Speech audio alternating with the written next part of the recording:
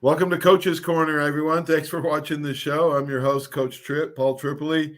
Got a special guest, one of my favorite people at the University of Alabama, All-American strong safety, Tommy Wilcox. Tommy, thanks for coming on, brother. Oh, you're welcome, Paul. Anytime.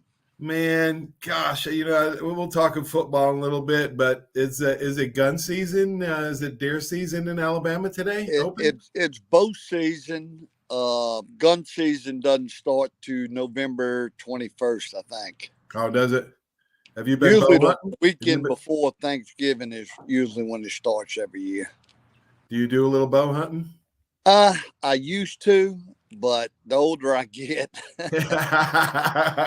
Father Time is undefeated, my brother. yeah, I kind of leave it to these young guys. Tommy I don't, Wilcox. Tommy Wilcox Outdoors. Is it? What have you been? 20 years now this doing is your yeah, show? this is the 20th year, so it's been a pretty good while. God's blessed me, man. You get to do something you enjoy doing. Man, how lucky are we to have great sponsors that are able to do that for us? Huh? I know, man. What a blessing! All right, you were born in Louisiana. Went to Alfred Bonneville High School. Played quarterback. I can't remember. Did you play DB too, or did you just play I quarterback there? well, I started at strong safety as a freshman at Bonneville High School, and we had a senior quarterback. So I got some playing time, but I didn't start on offense. I was just a starter on defense, and then Mhm. when I became a sophomore, junior, and senior, I stayed quarterback the whole time unless we got into a tight game and they needed me on defense. Then they'd put me back in at strong safety. Had to get a little rest every now and then. I got you beat, man. O'Leary never took me off the field in high school. Oh man, Oh, we had a wide receiver named Doug Waddell. He did the same thing. He never came off the field. He played cornerback and wide receiver. So can you believe that? I mean, that's a lot of running, man. That's a few miles of sprints it was Yeah. doing. Oh my gosh. All right, take it back real quick. 1977 New Orleans high school quarterbacks, three great ones. You, John Forcade, Bobby Hebert. Um, I know you've told it on the show back in April, May, June when I had you, but man, just go through the because both the one-on-one meetings that you and I had with Coach Bryant were transformational, man. I got a lot of response when you actually inspired me to tell my one-on-one story with Coach Bryant. But remind us of this because I'll take you back to when Coach Bryant was younger, and he thought about quitting as well. All of us did. Wow. Yeah. Talk about that meeting that he flew to Louisiana for you, Tom. Well, it was after my I was redshirted as a freshman, as Yeah. was everybody on the team except for maybe three or four people. And so that whole year, I ran the scout team against that 77, 78 defense, which was child abuse. You know, I don't know how many NFL stars were on that defense, but there was a bunch of them. And so anyway, I went home that summer after the season, and I was beat up, and wasn't guaranteed anything at Alabama, and wasn't going to come back. I just was Yeah. home, didn't want to leave home, and Right. wasn't really mature enough yet. And when you're a big fish in a small pond, and then you go to Alabama, and everybody's good, Yep. you're just a little fish, man. And Right. and I just got beat up for a year, and just it wasn't fun. Football wasn't fun, and so I called. I didn't show back up for practice, and Coach Marks called, and Coach Bryant called, and I just told him I wasn't coming back. And then Coach Bryant called me back and said, "Hey, you got a car?" I said, "No, sir." I said, "But I can borrow my mother, who became my mother-in-law, her car." And he said, "Meet me at the Holiday Inn right there by the New Orleans International Airport in about 3 hours." And so I did. And we went to a room, and you know how those hotel rooms are. They have a little bitty table with two chairs. Well, he got both chairs and put them facing one another, and he told me to sit down. And then he sat down. Now he was so big, my legs were inside his legs. And then he told me, everything that what's wrong. Yeah. I've been doing this so long that there's Right. nothing I haven't seen before. Right. And we just got into talking, and he was telling me about how he thought if I'd come back that I could play, and he thought that if I come back that I had the right stuff and was made of the right stuff, and that that I couldn't play offense though because I'd missed already a few days, and you have to learn all the audibles and all that kind of stuff. And we had Stedman that came back was coming back. He was a senior, so he said, "But I think you can, play on defense." And he said, "I think you can start on defense if you'll come back and do what you're supposed to do." And he'd always throw some little gems out there like, "I think you made it the right stuff. I think but it's up to you now. You got to want it." And blah blah blah. And then we got to talking, and he had asked me what my goals were earlier, so I had told him that I wanted to be all conference and all American, and wanted to play on the national championship team and stuff like that. And then as we were talking in that, he says, "I think you're good enough to be an all conference player. I think you've got the right stuff to be an all American. And if you come back, I think that's something you can achieve if you really want it. And if you come back, and if you do this, and he said, I'm not going to promise you anything. You got to earn it." And so anyway, to make a long story short, I wound up coming back, and I wasn't back, Paul, that first. I had missed about a week of 2-a-days. So when I came back, I thought I was just going to go, start on defense, play on defense. Well, he put me on the scout team offense. Then I went back on scout team defense, and then we were still in 2-a-days, so it was back and forth, me against the first team on Offense, defense, yeah, and all this. And I got to thinking to myself, I said, this ain't what we talked about in the hotel. Man, he was. Tommy, and then I had to run after practice. All kind of stuff that I had to go through. But after about a week of just hell for 7 days, not knowing what's going to happen, he finally called me in his office, and he told me that I had passed his test, and that he said, "There's a senior in front of you who was Bobby Smith," and he says, after the first quarter, he said, "Our first game is Georgia Tech." He said, "If you go out on defense and you give it all at practice like you've been doing these last 7 days," he says, "I got to start Bobby Smith because he's a senior." But he said, in the second quarter of the first game, yeah, I'm going to put you in the game, and it's going to be up to you to win the battle. Oh my God. To win that chance to be a starter. Right. And I started on the kickoff team, but I had like 2 or 3 tackles on the kicking team, and then I had a real good game, no mental mistakes, a bunch of tackles, a couple passes knocked down, and man, he started me from then on. Holy and cow. So it was needless to say that was a long week, but it sure made a difference. And I tell you what he did. That next game was Baylor in Birmingham, and he called me in his office. It's the second game of the season. He goes, "Well, I just want you to handle this properly." He says, "You're gonna start on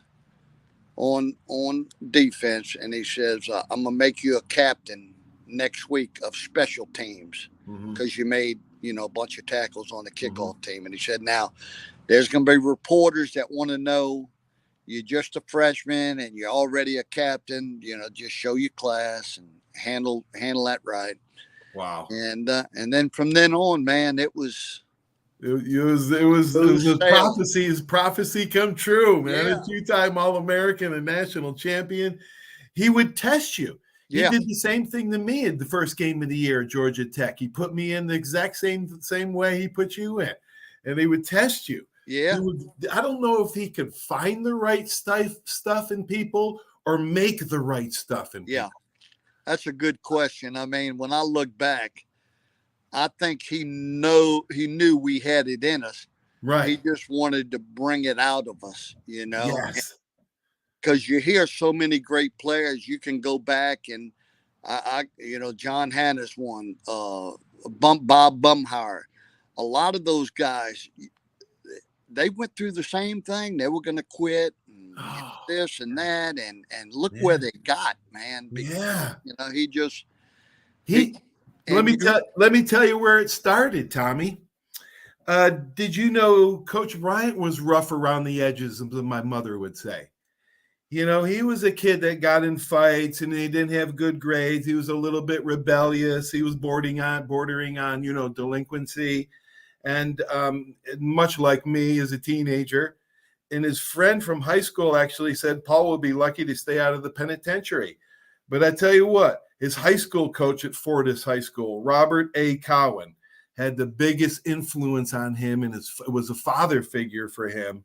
And, and then it just went on from there. When he went to Alabama, he wanted to quit. His dad passed away and his cousin said, "Oh, just go ahead and quit like everybody else thought you would." That's the same thing that I heard when I wanted to quit. Yeah. Same thing. And he's coming back, and it's amazing that Coach learned from Frank Thomas, right? His coach at Bama, who was Newt Rockney's mentor. Oh, man. Newt Rockney mentored Frank Thomas. So a lot of people don't understand the Notre Dame connection to Alabama, but it's pretty thick and it's pretty deep. Wow. Yeah. So, he was, this is a matter of fact, this is what he said about in his book, The Last Coach by Alan Barra, which is a great book, Tommy. You got to pick it up. This is a quote, and he says, throughout his coaching years, Coach Bryant would repeat Cowan's words. At best, he could remember them to his own players. Quote, "You're something special, and don't you ever forget that. If you're willing to work hard and sacrifice, you can achieve anything. The costs of victory are high, but so are the rewards." In the 1960 book, Building a Championship Football Team, which Coach Stallings wrote 95% of, he was the first man mentioned, and his dedication was his high school coach. Wow. Yeah. So do you remember him saying that? I remember him saying that all the time when I was trying to be mature to figure it out. I remember him saying all the time how special we were. Yeah. That you're special. So, you can't act like just another student. You can't be just like another student. You're special. And because you got to carry yourself with respect. You got to carry yourself, and I'm going to ask more of you because you are special. Stuff like that. I remember all the time. Not knowing that he really got a lot of that from his coaches. Absolutely. He passed it on to his players who became coaches and passed it on to their players. I passed all that stuff on to my players. Yeah. When we're behind, go in and say, we got him right where we want him. Yeah, right where we want him. If we're Kenny Stabler. They're all fired up. Yeah, Kenny Stabler. Way down. I remember Kenny Stabler saying that one time. He said, I think they were at Tennessee and they were away from home and it was raining and it was the fourth quarter and we behind, and Coach Bryant saying, we got them right where we want them. Yep. And Kenny said he was thinking, we do. We're away from home. It's raining. I can't throw the ball. How do we have them right where we want them, How do we get the advantage? Yeah. But it's crazy, man. Right. But that's what I've always said. High school coaches are special because, other than your daddy, that they're the next male figure in your life who keeps you on the right road and pushes you and picks you up when you're down and kicks you in the butt when you're loafing, and or when you screw up. Yeah. All right, let's talk about the notebook of Coach Bryant's that you possess. This is a fascinating subject to me, Tommy, because Coach Bryant would come in every single day in the team meeting and have a little note or a newspaper article or maxim or a quote or some story, a letter. Somebody sent him a letter. He would read a lot of letters. What is this book? What's it called? And what's in it? All right, this book is called Bits and Pieces, and I looked around, and I think you can still buy this little subscription because I've had so many people ask me about it.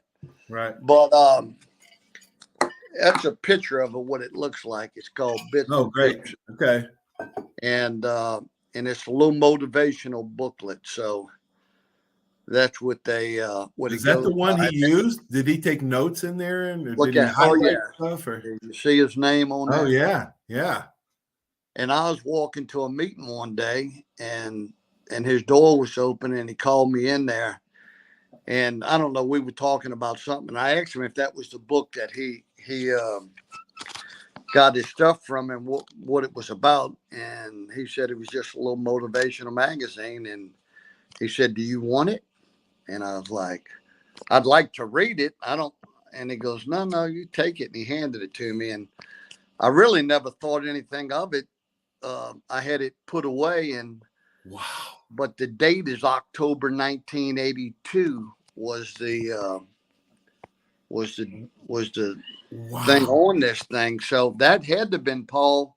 Yeah. I don't know who we played back in October. Oh my gosh. Of 82, but it was just 2 months before he called us in on December 14th, my birthday. Called us in on my birthday on that night. So I think it's down in the records and the papers. It's December 15th, but he told us the night before in the meeting. Remember? Yeah, I do. So, what? All right. So, do you have like some favorites in there, or what? What he did was he went through this and he put a little star by the ones he liked and the ones he didn't like. Oh, and cool. So I got let me read a couple of them. I think you've heard me talk about this one before, but it said, some people are so busy learning the tricks of the trade, they never learn the trade.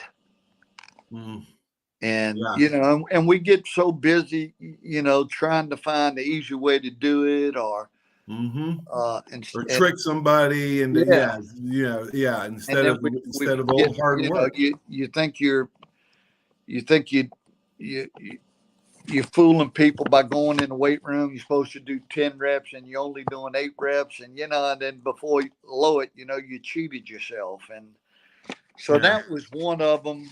I also think, he's talking about, the trade of the game, the fundamentals, people, right. Even to this day, Tommy, I think that's still a breakdown in the basic football that's being played today, high school, college, or pro. That's fundamentals. Right. And I think you're right. I think he meant when he said that, I think he was meaning more that, that it's not the game hadn't changed. It's just people have changed. Right. And winning, it all goes back to fundamentals. And it's not the offense you run. It's not the defense you run. It's who blocks and tackles the best. And All right. What's the next one you got on there? All right. Let's see. The next one is this was probably for him because he put a thing by. I write down everything I want to remember. That way, instead of spending a lot of time trying to remember what it is I wrote down, I spend the time looking for the paper I wrote it down on. I can relate to that. Yeah, I think the older you get, you can relate to that. Now this book's got all kind of stories in it, and here's a great one. When Don Zimmer, he put a mark by this. Said when Don Zimmer was San Diego Padre manager, he watched a rookie talking to his boyhood idol, Maury Wills. Commented Zimmer, "That's what's wrong with the world today. The rookie is asking Wills for advice, but he's doing 90% of the talking. So he's not listening at all. He's He's just talking the whole time. So I thought that was pretty cool. Yeah, talking about himself, right? Not really listening to the wise advice. Not You know, listening a lot of people hear advice, only the wise profit from it. You know, that's why they say God gave you 2 ears and 1 mouth, right? That's right. So you listen more than you talk. Coach Here's Bryant. another one he had marked down. It said, "You will never bypass your predecessor by following in his footsteps." So you'll never bypass your predecessor by following in his footsteps. Yeah. Well, and you know, he used to tell us all the time, tell us things about life. He also had one marked. It never occurs to teenagers that someday they will know as little as their parents. Coach Bryant was brilliant. No wonder he was a master psychologist. Yeah, he was it was just. Thinker. And then the last one in this book, the great dividing line between success and failure can be expressed in 5 words. I did not have time. Oh, I like that one. So I like that one. Yeah, you got to make the time, right? You know, can't be finding the time or looking for the time or hoping to get time. You got to make it. That you know, Dr. McCullough reminded me of that. So, but I think it goes back to, and I'm sure Jim Bunch, Vince Cowell, all these guys you talk to. I'm trying to name some of those other, you know, Dwight Stevenson. Oh, yeah. Ozzie Newsome. Vince Booth. You know, if you talk to all those guys, Coach Bryant had a way of talking and making you believe in something and then demanded you to give it your all and your best. And of course, he had a lot of years of success that he could always throw at us. You know, if you do this and you do that, and you do this, and you'll be a champion, you know? Right. And we respected that because he was the best at the time. And we knew that we knew he wasn't just like when he'd say, I think you're a pretty good football team. Well, you believed you were a pretty good football team, you know, because he's had other great football teams, you know? So you wanted to listen to him. He was, I tell you what, when he was at Vanderbilt, when he first started coaching as an assistant coach at Vanderbilt, he was on the he recruited like a wild man because, you know, Frank Thomas told him it was 90% talent and 10%, you know, the rest. But Coach Bryant didn't really, Coach Bryant, you know how Coach Bryant is. He didn't really necessarily agree with those percentages, but he busted his butt, you know, to go out and get players. I mean, I remember him going up and when he was at Kentucky and got Babe Pirelli up in Pennsylvania, almost just like 25 years later, Howard Schnellenberger did to Joe Namath. Talk the mother into was wonderful about Alabama, and then packing him up and getting his suitcase and going that night. He actually took Babe Pirelli. Him and Kearney Leslie actually went to Babe Pirelli's house, talked his mother into it, and then they went to Forbes Field in a limousine and watched the Pirates play, and then drove to Tuscaloosa. Wow. Yeah, all in like 24 hours or something. Golly. That's hustle. That's hustle. Yeah. Yeah. He expected everybody to recruit that way. Right. And, he didn't. They actually beat Alabama 7-0. Had an 8-2 record in 1941. But he was something else. Well, Tommy, thanks so much, man, for sharing the book and the story and your story. He was special, man, and we are so blessed to have had the opportunity to play for him, and all these people that you get on there that has played for him. I don't care if you're an offensive lineman or, you know, a great NFL player later on. I mean, he treated us all the same, you know. Well, not the same, but he all treated us fairly. And you know, he made you believe in him, and you know, I mean, you'd run through the wall for him, you know. Absolutely. Yeah, he was one of a kind. So get that book, Tommy. It's really good. Where can people? It's called The Last Coach by Alan Barra, Barra. I've read like 12, 13 books on Coach Bryant, Tommy, but this one's the most comprehensive from the beginning when he was born till his death. Where can people watch Tommy Wilcox Outdoors? They can just go on YouTube and put in Tommy Wilcox Outdoors, and all my shows will pop up. You can just pick whatever show you want to watch. You can do it there. What you got coming up? We got some stuff from Wisconsin, some deer hunts we got coming up. We've got a bunch of fishing from Louisiana, redfish, speckled trout. We got some quail hunts we just got done. So we've got a lot of good things coming up. I think people enjoy. So whatever you like to do as far as the outdoors, fishing, hunting,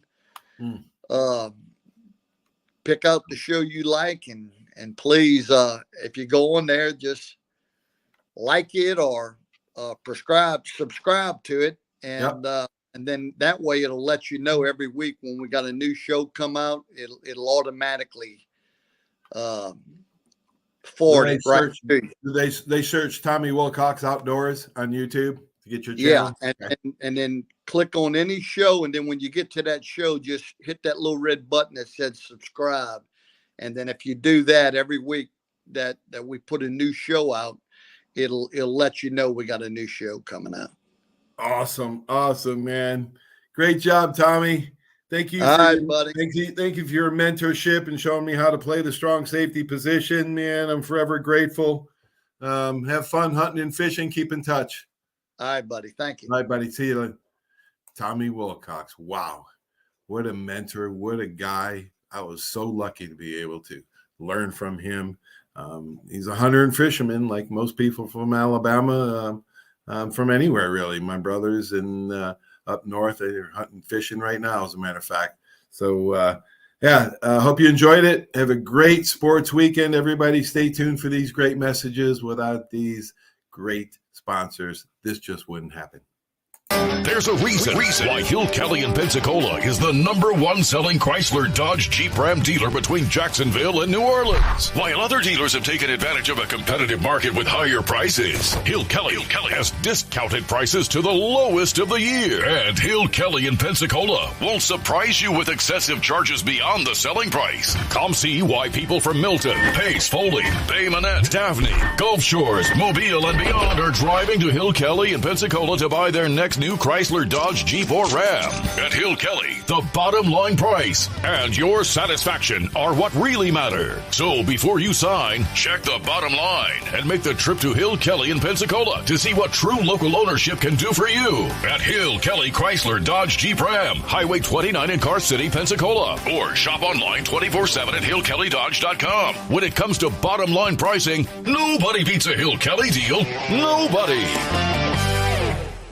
Bill, some game, huh? I haven't really noticed, Paul. What? The biggest game of the year? I've been looking over my insurance. Talk about problems I'm trying to figure out. Well, do what I did. Call the Seiler Agency. They showed me what I needed and what I didn't. They even saved me money. Now, instead of worrying about my insurance, I can worry about the big game. Contact the Seiler Agency at 476-7443 for all of your insurance needs. Your independent agent for home, auto, boat, RV, commercial, general liability, life, and sound investment strategies. Call 476-7443 today. Are you riding around in a filthy vehicle? Dirty car no more. Visit Ronnie's Car Wash today to get it shining in no time. They have 3 convenient locations with another coming soon. The unlimited monthly wash packages start as low as $14.95 per month with free vacuums, multi-purpose spray, and towels. Visit them in Gulf Breeze, Navarre, Fort Walton, and soon Crestview. Don't wait, wash today. Be sure to see Ronnie's Car Wash on Facebook to see the latest specials and discounts. You'll be riding and shining in no time. Step One works so hard to get you in the perfect car. Looking for a better car buying experience? With the Step One Advantage from Buick GMC, Fort Walton Beach, and Pensacola, receive no-hassle market-based pricing or incentives by pre-ordering. Looking to sell or trade? Our dedicated team will even come to you. Plus, every vehicle sold at Step One supports local charities right in your neighborhood. Experience the Step One Advantage at Buick GMC, Fort Walton Beach, and Pensacola today.